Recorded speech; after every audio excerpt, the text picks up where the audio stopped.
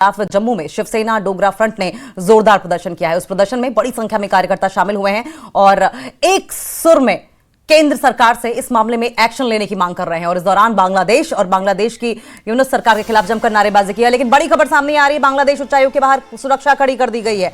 बांग्लादेश उच्चायोग के बाहर जिस तरीके से प्रदर्शन किए जा रहे हैं उसके मद्देनजर सुरक्षा कड़ी कर दी गई है और ये सुरक्षा जो है वो बांग्लादेश में हिंदुओं पर अत्याचार के विरोध में कड़ी की गई है। लगातार प्रोटेस्ट हो रहे हैं। हिंदू महासभा साथ साथ वीएचपी के तमाम नेता वहां पर पहुंचे हुए हैं। ये देखिए प्रदर्शन की तस्वीरें आप देख रहे हैं। बांग्लादेश में हिंसा और देश में गुस्सा लगातार बना हुआ है। बांग्लादेश में हिंदुओं पर लगातार अत्याचार हो रहा है और अत्याचारों और दीपू चंद्र दास की मॉब लिंचिंग के विरोध में विश्व हिंदू परिषद और अन्य हिंदू संगठन दिल्ली में प्रदर्शन कर रहे हैं। बांग्लादेश उच्चायोग के बाहर प्रदर्शन किया जा रहा है और इसी के मद्देनजर सुरक्षा कड़ी कर दी गई है। कुछ लोगों को डिटेन करने की भी जानकारी सामने आ रही है। बांग्लादेश में हिंदुओं पर हो रहे अत्याचार और हिंदू युवक दीपू चंद्र दास, जिसको दीपू दास के नाम से भी जाना जाता है, निर्मम हत्या के विरोध में नई स्थित दिल्ली उच्चायोग के बाहर प्रदर्शन किया गया। ये तीन तस्वीरें आपकी टीवी स्क्रीन पर आप देख रहे हैं। देखिए वीएचपी का प्रदर्शन दिल्ली से तस्वीर है, शिवसेना डोगरा फ्रंट से प्रदर्शन जम्मू से तस्वीर है। वहीं जम्मू में भी वकीलों की ओर से प्रदर्शन किया गया है, गुस्सा निकाला गया है और जिस तरीके से हिंदुओं की हत्या बांग्लादेश में की जा रही है। दूसरी तस्वीर में अगर आप देखेंगे तो जो इंटरिम गवर्नमेंट जिन्होंने फॉर्म की है, मोहम्मद यूनुस, उनका पोस्टर भी है और अब बैनर पोस्टर लेकर नारेबाजी करते हुए तमाम ये हिंदू संगठन नजर आ रहे हैं। न सिर्फ हिंदू संगठन बल्कि जम्मू में प्रदर्शन शिवसेना डोगरा फ्रंट भी करता नजर आ रहा है। वकीलों का भी जम्मू में प्रदर्शन देखने को मिला है। इस प्रदर्शन के दौरान देखिए किस तरीके से भारी पुलिस बल की तैनाती की गई है। इस बीच बांग्लादेश के विदेश मंत्रालय ने आज बांग्लादेश में भारतीय उच्चायुक्त प्रणय वर्मा को भी तलब कर दिया है। भारत के उच्चायुक्त प्रणय वर्मा को तलब किया गया है। अब सवाल यह है कि क्या ये वेंडेटा की लड़ाई बना ली है बांग्लादेश ने? ये भी है, बांग्लादेश में इंडियन एम्बेसडर को तलब करने का क्या मतलब बनता है? बांग्लादेश में पहले ही हालात खराब हैं। बांग्लादेश में जिस तरीके से हिंसा फैल रही है, बांग्लादेश में सिचुएशन खराब है, सिविल वॉर की कंडीशन में है, मुहाने पर खड़ा हुआ है गृह युद्ध के। और ऐसे में जब बांग्लादेश उच्चायोग के बाहर ये प्रदर्शन हो रहे हैं तो फिर भारतीय उच्चायुक्त प्रणय वर्मा को तलब किया जाना किस नजर से देखा जाना चाहिए? सवाल ये भी है। आप देखिए किस तरीके से विश्व हिंदू परिषद और दूसरे जो हिंदू संगठन हैं उन्होंने बांग्लादेश हाई कमीशन के बाहर हिंदुओं के खिलाफ हो रही एट्रोसिटीज, मॉब लिंचिंग को लेकर प्रदर्शन करना शुरू कर दिया है। विश्व हिंदू परिषद ने बांग्लादेश में हिंदुओं पर हो रही हिंसा और अत्याचार के विरोध में बांग्लादेश उच्चायोग के बाहर आज सुबह 11 बजे से शांतिपूर्ण प्रदर्शन का ऐलान किया था। बांग्लादेश उच्चायोग के बाहर प्रदर्शन उग्र हो गया है। पुलिस प्रदर्शनकारियों को रोकने की कोशिश कर रही है। प्रदर्शनकारियों और पुलिस के बीच झड़प भी देखने को मिली है।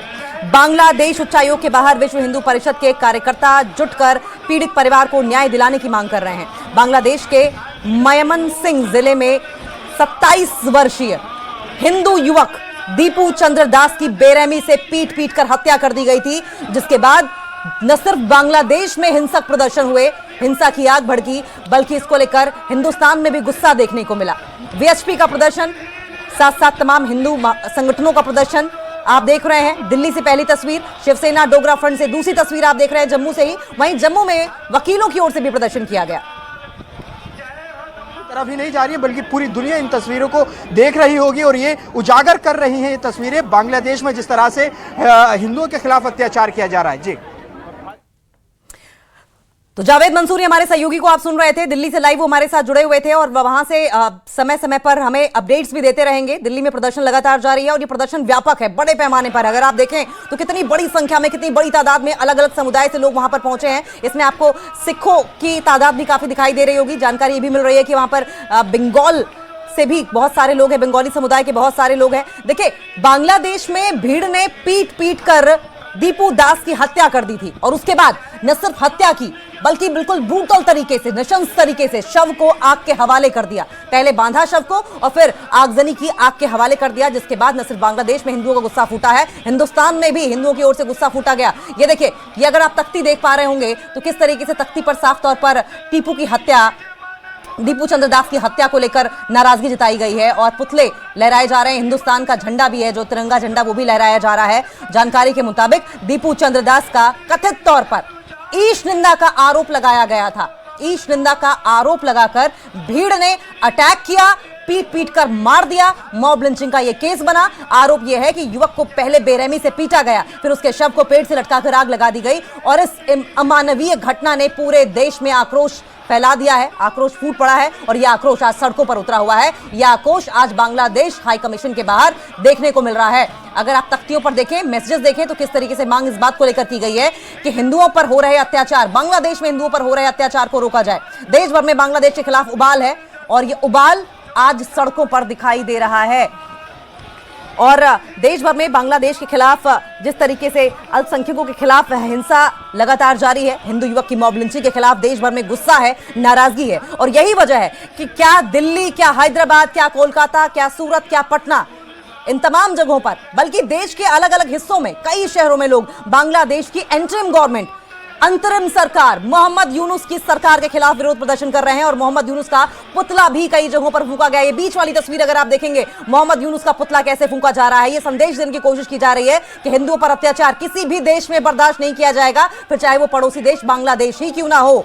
और ये नाराजगी जो है वो बढ़ती चली जा रही है। और इस बीच बांग्लादेश के विदेश मंत्रालय ने देखिए आग में घी डालने का काम किया है। उन्होंने क्या किया, बांग्लादेश के विदेश मंत्रालय ने मंगलवार को बांग्लादेश में भारतीय उच्चायुक्त को समन भेज दिया। यह समन नई दिल्ली में बांग्लादेशी उच्चायुक्त के बाहर कथित विरोध प्रदर्शन को लेकर जारी किया गया है। बांग्लादेश इस वक्त सिविल वॉर के मुहाने पर खड़ा है और वहां पर हिंसाएं बढ़ती जा रही हैं। एक 16 साल की बच्ची आयशा को गुस्साई भीड़ ने मार दिया।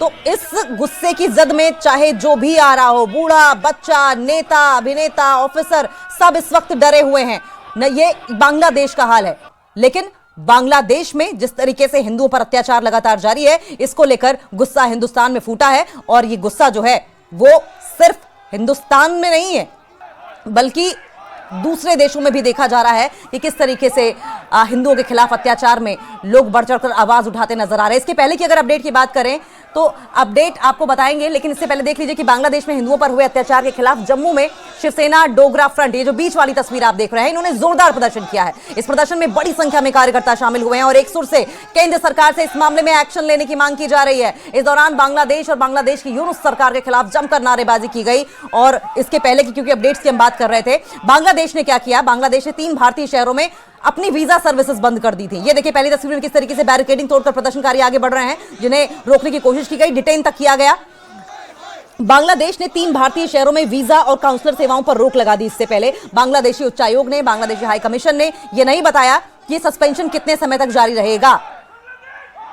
लेकिन आपको यह भी बताएं कि इससे पहले भारत ने बांग्लादेश में अपने मिशनों में वीजा सर्विसेज को रोकने का ऐलान कर दिया था। हालात जो बने थे उसके मद्देनजर यह फैसला हिंदुस्तान को लेना पड़ा। भारत ने यह फैसला सुरक्षित स्थिति को देखते हुए लिया। 2 तस्वीरें आपकी टीवी स्क्रीन पर आप देख रहे हैं। पहला, शिवसेना डोगरा फ्रंट जम्मू में किस तरीके से ये पहली तस्वीर वकीलों की है, दूसरी तस्वीर शिवसेना डोगरा फ्रंट की है। और मोहम्मद यूनुस का पुतला फूंका जा रहा है, नारेबाजी की जा रही है, हिंदुओं के खिलाफ अत्याचार पर आवाज उठाई जा रही है और सेंट्रल गवर्नमेंट से मांग इस बात को लेकर की जा रही है कि अब इस पर एक्शन लिया जाए, बर्दाश्त ना किया जाए। बांग्लादेश ने भी, बांग्लादेश की अगर बात करें तो वहां क्या हो रहा है, बांग्लादेश ने जिस तरीके से अनप्रेसिडेंटेड सिचुएशन बनी हुई है, इन अप्रत्याशित परिस्थितियों का हवाला देते हुए न सिर्फ नई दिल्ली में, अगरतला में, सिलीगुड़ी में, आगे तक की इंफॉर्मेशन तक सभी काउंसलर सेवाओं और वीजा जारी करने पर रोक लगा दी है। बांग्लादेशी मीडिया की अगर माने तो बांग्लादेशी मीडिया की ओर से भी यह कहा गया है कि अपरिहार्य परिस्थितियों को देखते हुए नई दिल्ली में बांग्लादेश हाई कमीशन ने सभी काउंसलर और वीजा सेवाएं अगली सूचना तक के लिए अस्थायी रूप से निलंबित कर दिया है। फिलहाल वकीलों की ओर से जम्मू में प्रदर्शन किया जा रहा है, उसकी तस्वीरें आप देख रहे हैं। अब सवाल यह भी है कि हिंसा तो वहां हो रही है, तो फिर बांग्लादेश ने यहां पर सर्विसेज क्यों बंद की है? कहीं ना कहीं बांग्लादेश को इस बात की इनसिक्योरिटी जरूर रही होगी कि हिंदुस्तान में भी गुस्सा फूटेगा। जिस तरीके से आरोपों का दौर लगातार जारी है बांग्लादेश की ओर से, ऐसे में ये कहीं ना कहीं डर बांग्लादेश को भी रहा होगा और यही वजह है कि उसने वीजा सर्विसेज बंद कर दी है। यह कदम तब उठाया गया जब अखंड हिंदू राष्ट्र सेना के कुछ सदस्यों ने शनिवार को दिल्ली में हाई कमीशन के सामने विरोध प्रदर्शन किया था। और आज ये विरोध प्रदर्शन जो आप देख रहे हैं वो व्यापक बड़े पैमाने पर हो गया। ये देखिए मोहम्मद यूनुस की ये तस्वीर आप देख रहे हैं, इंटरिम सरकार है, इनकी इंटरिम गवर्नमेंट है और उन्हें जूतों की माला पहनाई जा रही है। आप देखें, इंटरिम प्राइम मिनिस्टर हैं ये बांग्लादेश के, जूतों की माला पहनाई गई है। विरोध करने का अलग अलग तरीका अलग अलग देशों में अलग अलग जगहों पर देखने को मिल रहा है।